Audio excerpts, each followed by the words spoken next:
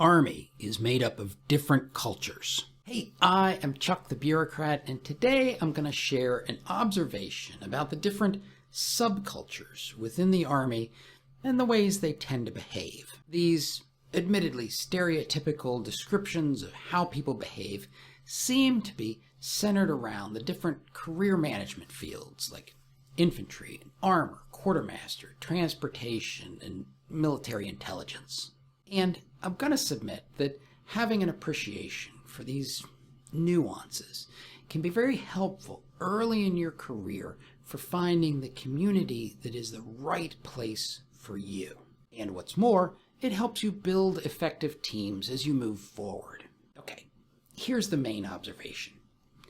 Each branch has a particular behavior which is very useful for accomplishing their primary mission.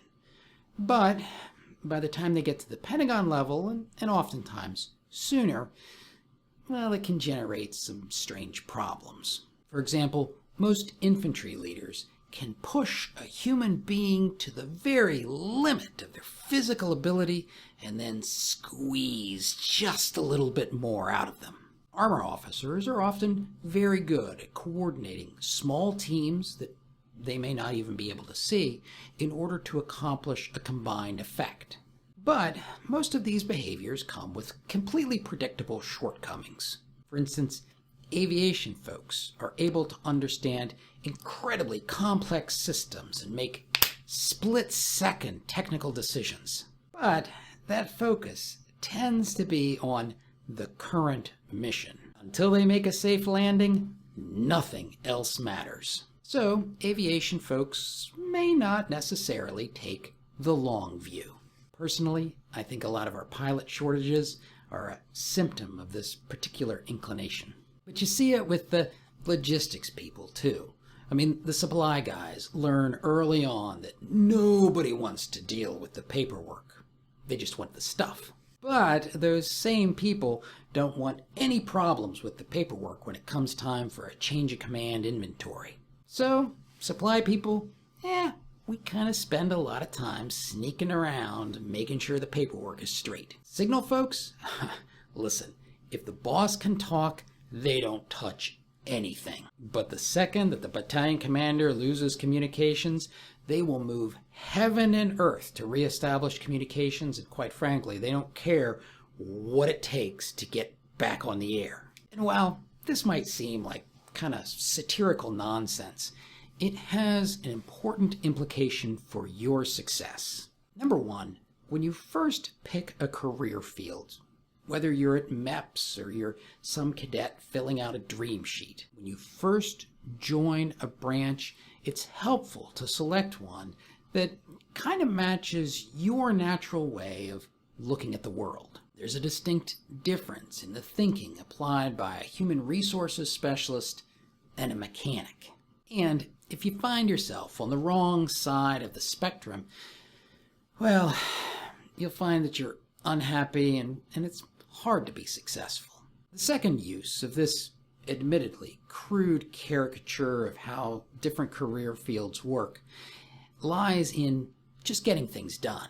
A military intelligence major responds to a problem entirely differently than a chaplain major. I mean, just imagine that there's a 9mm missing from the arms room. They are both going to react, and quite frankly, they're probably both going to find it. But their reactions are going to be different. The chaplain might be inclined to set up an amnesty box, while the military intelligence guy is setting up an interrogation room.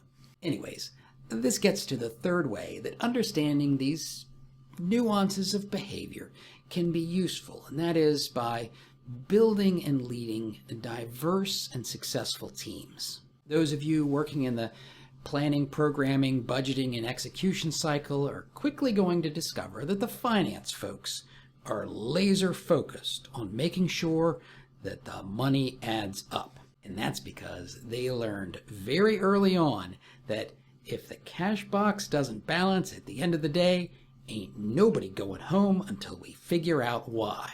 But that precision can be somewhat dysfunctional when you have to do the fuzzier parts of PPBE, like planning and programming. And so, getting the right people on the team and dealing with the natural friction, it helps to be able to look past the individual towards the underlying culture that they grew up in. And I'm just going to wrap up with this thought.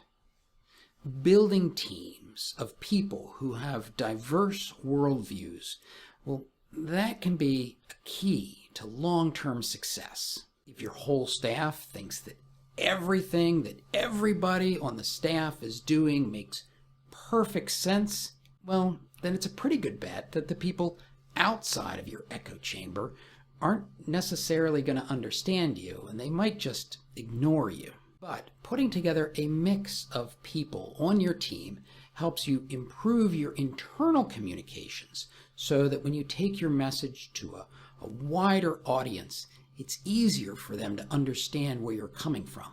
Now, if you want to learn about another fundamental divide within the Pentagon, watch this video.